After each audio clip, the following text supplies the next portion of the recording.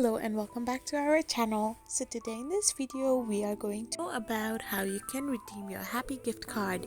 So without wasting much of our time, let's dive into that video.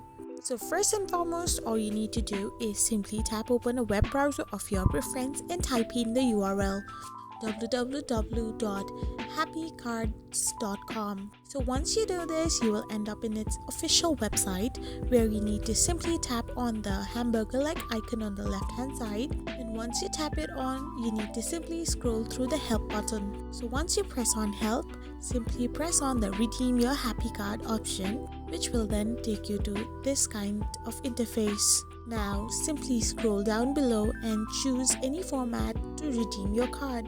So once you select your option of redeeming your card, simply press on the redeem now option. So after you do this, you will end up in this page. So simply enter your PIN card number and your card number, and your happy card will simply be redeemed. I hope you found this video helpful, so don't forget to hit that subscribe button and to give us a thumbs up.